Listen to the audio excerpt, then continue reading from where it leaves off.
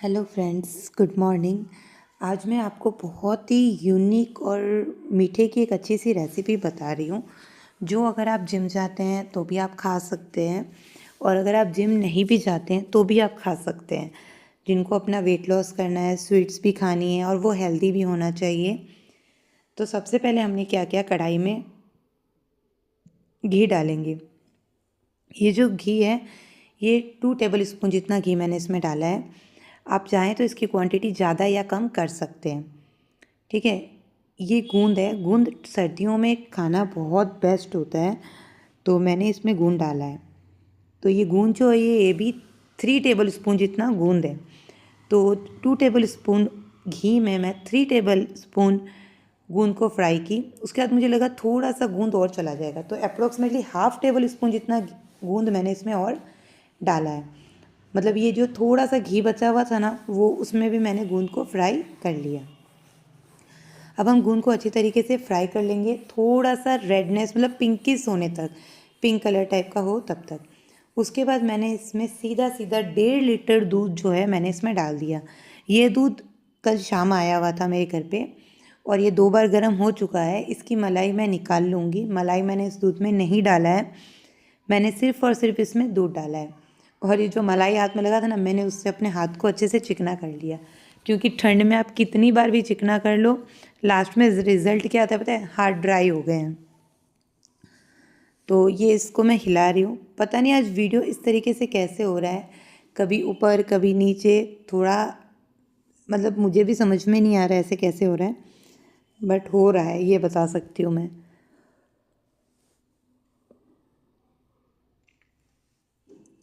अब हम क्या करेंगे, इसमें जब तक बॉयल नहीं आए ना, तब तक हम इसको हिलाते रहेंगे। हिलाते रहने का रीज़न ये है कि जब आप इसको हिलाते हैं ना, तो आपको ये ऐसा फील होता है कि जैसे अभी दूध थोड़ी थोड़ी सी देर में ऐसा लगेगा कि फटने वाला है। एक्चुअली दूध फटने ही वाला है, क्योंकि दूध में अगर हम गोंद डालते हैं ना तो दूध फट जाता है। पर ये वाला जो हमने किया है ना, ये बॉडी के लिए जो बहुत फ़ायदा होता है ना, बहुत फ़ायदा होता है। जैनियों में बहुत लंबी लंबी तपस्या चलती है, उस तपस्या में मोस्टली ये वाली रेसिपी घर पे बनती है, क्योंकि ये हड्डियों में बोलते हैं अच्छा रहता है गूंद और घी खाना। मैंने इसमें केसर डाल दिया। केसर एक्चुअली क्या होता है कि आप जितना इसको बॉईल करते हो, मतलब अगर आपने दूध में डाला है और ये बॉईल हो रहा है, तो ये अपना कलर बहुत अच्छे से छोड़ता रहता है। तो इसलिए मैंने डाल दिया। आप चाहो तो बाद में भी इसमें डाल सकते हो। अगर आपको इलायची डालना है और क्या बोलते हैं उसको, रोज़ पेटल्स, हाँ, रोज़ पेटल्स भी डालने हैं तो ये अभी मत डालना, इन सब चीज़ों को लास्ट में डाला जाता है। लेकिन सैफ़्रॉन जो है बॉयल होते ही आपको डाल देना होता है। अब देखिए इसमें बॉयल आ गया है, ये दूध फटने लग गया है। आप देखो किस तरीके से मैं आपको दिखा रही हूँ, स्पून से आपको पता चल रहा होगा कि ये दूध फट रहा है। ये प्रॉपरली ये फट जाएगा दूध, और पानी और इसमें पनीर जैसे अलग हो जाएंगे। पानी और पनीर दोनों अलग होने के बाद क्या होगा कि हमको इसको पूरा बॉईल करना है। तो मैं सजेस्ट करूँगी आपसे कि जब आपको लगे ना रसोई में सारा काम हमने कंप्लीट कर लिया है, अब हमको डस्टिंग करना है, अब हमको कपड़े मशीन में वॉश करके ऊपर सुखा के आना है, तो इस टाइम पे आप बनाइए। देखिए अब जो दूध है वो पूरी तरीके से अच्छे से फट चुका है। अब ये पानी को हमको फेंकना नहीं है। एक्चुअली ये वाली जो पानी होती है ना, यही बॉडी के लिए सबसे बेस्ट होता है। तो ये अप्रॉक्सीमेटली 18 मिनट के बाद का वीडियो है। मैं डस्टिंग करने चली गई थी, डस्टिंग करके मैं अब आई ना, तो 15-20 मिनट लग गया मुझे। 15-20 मिनट बाद मैंने जब चेक किया तो ये इतना हुआ था। तो मैंने देखा कोई बात नहीं, ये हो रहा है, होने दो। मैं कपड़े सुखा के भी आ गई। कपड़े सुखा के आने के बाद देखा तो अब मैं इसको छोड़ नहीं सकती। जब इस टाइप का हो जाए ना इसका कंसिस्टेंसी, तो आप इसको छोड़ नहीं सकते। इस टाइम आपको कंटिन्यू हिलाना पड़ता है। अगर आप चाहें तो इसको फुल करके भी हिला सकते हैं गैस को, और अगर आप चाहें तो स्लो करके भी हिला सकती है। थोड़े से ना हाथ में ऐसे छींटे लगते हैं, ये वाले मैं क्या बोलूँ मैं इसको आपको, ये जो पनीर टाइप का हुआ है ना, इसके छांटे लगते हैं। जैसे आप मावा बनाते हो ना, तब भी देखना, आप जब दूध बॉईल करते हो तब तो नहीं, जब लास्ट में मावा बनने वाला होता है उस टाइम पे बहुत ज़्यादा ये गरम गरम छांटे हाथ में लगते हैं। उसी तरीके से इसमें भी होता है। तो ये मैं थोड़ा सा थिक और कर लूँगी। ये एक्चुअली में आप देखो ना तो मिल्क केक होता है ना, मिल्क केक उस जैसा टेस्ट देता है, लेकिन ये मिल्क केक जैसे मैं कभी भी जमाई नहीं हूँ, हो सकता है जमाने से जम भी जाए, पर फ्रेंड्स मैंने कभी ट्राई नहीं किया। तो इस तरीके से इसको अच्छे से हिलाते रहिए, हिलाते हिलाते इसका जो पानी था ना उसको पूरा फिनिश करना है हमको, क्योंकि नहीं तो क्या होगा, जैसे ही हम इसमें मिश्री या गुड़ आप जो भी डाल रहे हैं उसकी वापस से अलग से चाशनी बनने लग जाती है। तो ये देखिए पानी एकदम ख़त्म हो गया है। ये मैं चेक कर रही हूँ क्या ये गूंदी है, थोड़ा सा ये क्या लाल ज़्यादा हो गया था और ये इसमें घुला नहीं, पता नहीं क्यों नहीं घुला। अब मैं इसमें मिश्री पाउडर डाल रही हूँ। मैं अवॉइड करती हूँ शुगर देना, अगर आप चाहें तो आप इसमें चीनी भी डाल सकते हैं और आप चाहें तो आप इसमें गुड़ भी डाल सकते हैं, सबका अपना अपना अलग अलग टेस्ट आता है। पर मिश्री का और चीनी का जो टेस्ट है वो मैक्सिमम टाइम पे सेम ही आता है, ऐसा कोई नहीं है कि सेम नहीं आता है। बट आप टेस्ट अपने हिसाब से देख लीजिए, आपको जो अच्छा लगे आप वो यूज़ कर सकते हैं।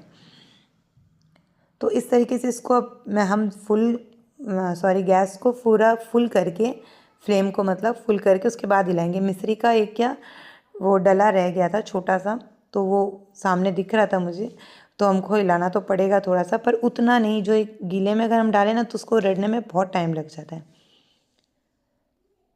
ये जो बच्चों के लिए ना, ये वाली रेसिपी बच्चों के लिए बहुत अच्छी होती है और उनके बॉडी के लिए तो बहुत बेस्ट चीज़ है, मतलब गर्माश भी आती है और वो स्ट्रॉन्ग भी बनते हैं और उनके अंदर स्फूर्ति भी आती है।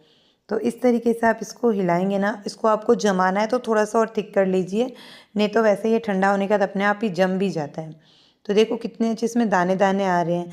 तो बोलते हैं ना मिल्क केक जब हम बनाते हैं तो उसमें नींबू डालना पड़ता है और विनेगर डालना पड़ता है, तो इसमें कुछ भी नहीं डालना पड़ा। आप देखो कितनी इजी सी रेसिपी है, अगर आप चाहें तो आप ट्राई कर सकते हैं। मिल्क केक से कोई कम नहीं लगता ये खाने में और इतना टेस्टी लगता है, मैं आपको एक्सप्लेन नहीं कर सकती।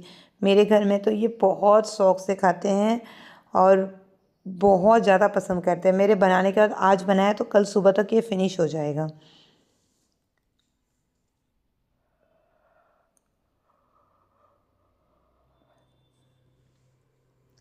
अब ये कंप्लीट होने में ये बन जाएगा। इस टाइम पे अगर आपके घर पे इलायची खाना पसंद करते हैं तो आप इसमें इलायची डालिए, और अगर नहीं पसंद करते हैं, जैसे मैंने नहीं डाला है, तो आप मत डालिए।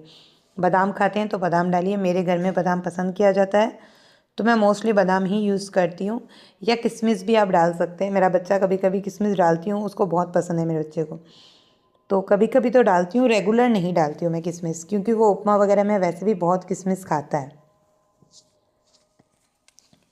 तो मैंने इसमें बादाम को चॉप करके डाला है। आप चाहें ना तो इसको घी में थोड़ा सा फ्राई करके, मतलब हल्का सा घी डाल के उसको थोड़ा सा रोस्ट कर लीजिए। रोस्ट करने के बाद इसमें आप बादाम डालिए, उससे भी बहुत अच्छा टेस्ट आता है इसका।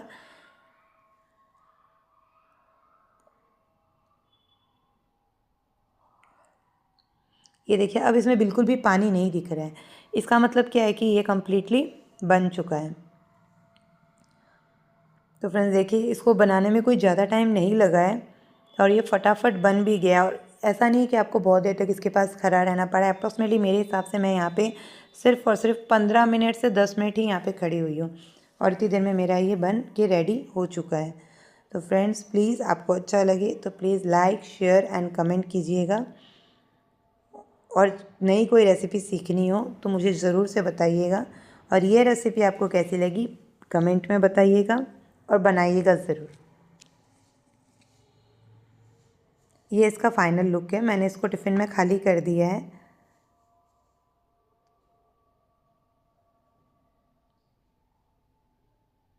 ना फ्रेंड्स। कितना यम्मी और इतना टेस्टी, मुझसे तो अब सब्र भी नहीं हो रहा है, फटाफट खा लूँगी तब पता चलेगा ये कैसा बना है।